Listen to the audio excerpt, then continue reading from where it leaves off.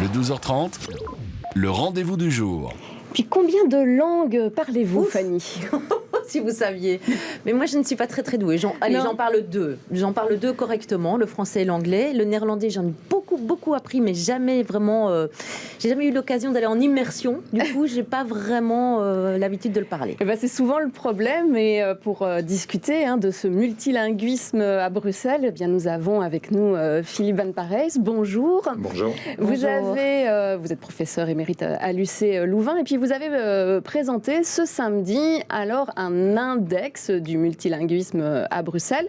Il faut savoir que la région bruxelloise a lancé en 2013 une plateforme qui s'appelle Brulingua, qui permet, au départ, ça permettait uniquement aux demandeurs d'emploi, et puis maintenant, ça permet à tout le monde de s'inscrire gratuitement et d'apprendre, au final, la langue de son choix.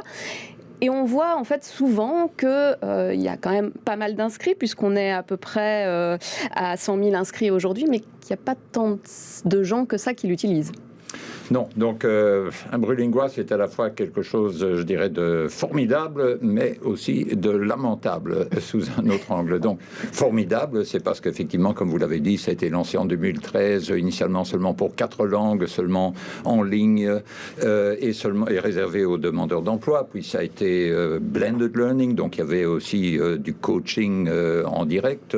Il y a même des événements, des rencontres en présentiel, etc. Puis en 2018, ça a été étendu à tous les habitants de Bruxelles, tout ça gratuitement disponible pour se faire tester comme pour l'apprendre. Et puis la dernière nouveauté fantastique, c'est que depuis octobre dernier, c'est pas seulement disponible pour les 4 langues initiales, français, néerlandais, anglais et allemand, mais c'est disponible pour 24 langues comme langue d'apprentissage et encore 8 langues supplémentaires comme langue d'interface. Donc par exemple en russe ou en arabe, on a accès au domaine. Donc, les personnes qui estiment qu'elles ne connaissent pas encore suffisamment de langues, maintenant, ils n'ont plus d'excuses. Il faut se précipiter sur Multilingua pour se faire tester pour les différentes langues, se rendre compte qu'on connaît certaines langues mieux qu'on ne le croyait, et surtout pour l'utiliser en vue de l'apprendre. Et donc, effectivement, on a lancé, donc avec le Conseil bruxellois pour le multilinguisme, alors un index pour le multilinguisme des Bruxellois, c'est-à-dire ça va tester non pas vraiment la connaissance des langues, mais l'effort qui est fait par les Bruxellois.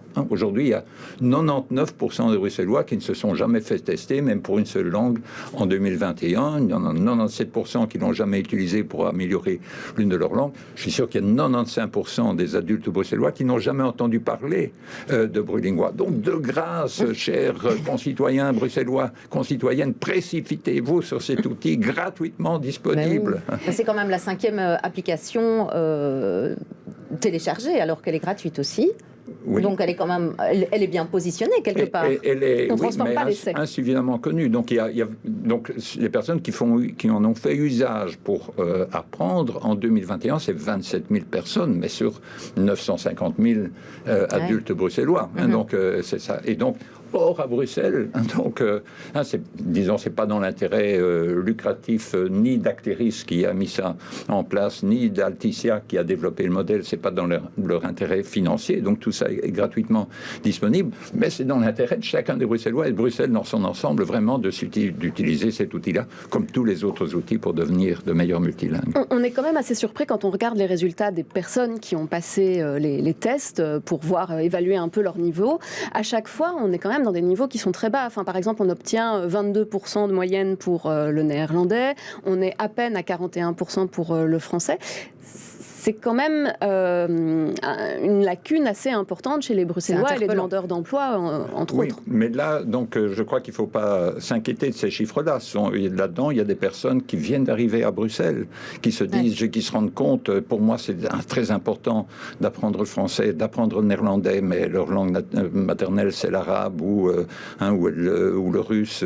Et alors, elles font l'effort, elles se font tester pour voir à quel niveau elles devront apprendre. Donc, je crois qu'il ne faut pas s'inquiéter s'inquiéter là-dessus.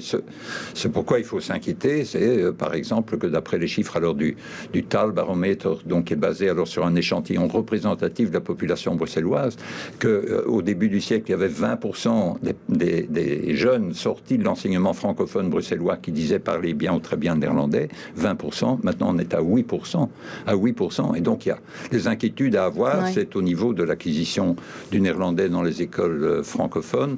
L'anglais, la connaissance de l'anglais augmente partout dans les écoles néerlandophones que francophones, moins en raison de ce qui se fait à l'école qu'en raison de tout ce qui se fait partout ailleurs et de l'exposition à l'anglais.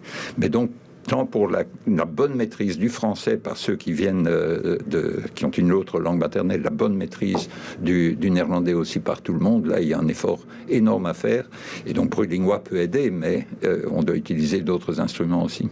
Et les autres instruments, il n'y a pas que l'école, il y a aussi plein d'autres cours qui peuvent se donner. Enfin, vous avez l'impression que finalement on ne connaît pas non plus assez son voisin qui parle une langue qui est différente.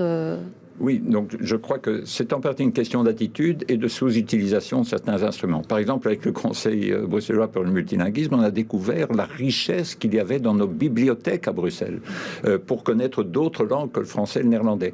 Mais le problème, c'est qu'on a un réseau de bibliothèques francophones, un réseau de bibliothèques néerlandophones, et donc les usagers potentiels croient que d'un côté, il n'y a que des livres français, de l'autre côté, seulement des livres néerlandais. Or, il y a vraiment un stock énorme de part et d'autre de livres qui peuvent être lus et utilisés depuis les plus jeunes. 2 de mes petits-enfants sont actuellement là-bas dans une bibliothèque flamande à Scarbeck, occupés à découvrir la richesse des livres qui se trouvent là, mais aussi en diverses langues. Mais surtout, c'est une question d'attitude, c'est-à-dire, c'était encore répété par le Premier ministre Alexander De Croo à l'ouverture de la journée de samedi, mais aussi répété par d'autres. Il y a une directrice d'une école en immersion qui m'a un jour donné la formule suivante que je trouve fantastique. Elle disait il n'y a rien de plus mauvais pour l'apprentissage des langues que le silence grammaticalement correct. Et alors, si on veut parler, si on se dit je n'ose parler que si je parle parfaitement, on n'apprendra jamais. Donc l'attitude, c'est il faut oser. Chaque jour doit être une occasion d'améliorer une de nos langues et d'aider les autres à améliorer les leurs, notamment en demandant aux néerlandophones de grâce, laissez-moi parler le néerlandais, ne passez pas de suite au français. Oui, c'est vrai que souvent quand ils nous entendent, des fois ils se disent oh, allez, on a un peu pitié, on va les aider. Il faut dire s'il vous plaît, c'est pour nous que vous devez le faire. C'est pour nous que vous devez le faire, de persister. Et alors c'est un peu plus laborieux, mais c'est comme ça que nous apprendrons. Mais vous avez tellement raison. C'est vrai que moi, quand je téléphone, par exemple, et je sais que je vais avoir un interlocuteur néerlandophone, tout ce que je peux dire, c'est Goeiedag, spreekt u Frans, alstublieft? Et c'est tout ce que je dis. C'est quand même dommage, quoi. Oui. Mais vous avez raison, on doit se forcer. Il faut parce qu'on a le bagage, en plus. Oui, et donc il faut mobiliser tout ce qu'on a, être décomplexé, se dire parler la langue de l'autre, c'est toujours une marque de respect pour l'autre, mais c'est aussi un avantage pour soi-même. Et c'est cette attitude-là qu'il faut parvenir à faire percoler partout. Et aujourd'hui, nous, Bruxellois, on est tous multilingues à des degrés divers, et c'est ça qu'il s'agit d'améliorer dans l'intérêt de l'accès à l'emploi. C'est pas par hasard que c'est Atterris qui s'en occupe, mais aussi dans l'intérêt de la cohésion sociale, comme vous disiez, pouvoir mieux parler, mieux communiquer avec son voisin. Et c'est ça qui crée des relations de connivence, des relations de collaboration, de confiance, et puis et qui fait que la vie sera meilleure à Bruxelles si cette vie est plus multilingue. Un meilleur vivre ensemble. Merci beaucoup, Philippe Van Parijs, d'être venu pour nous présenter cet outil. Merci. Et puis, Goeiedag. Mais merci à vous. Et donc, dès aujourd'hui ou dès demain, Brulingua. On s'y met, je le fais tout de suite, tiens. Pendant la pub, je ferai ça. J'installe l'application.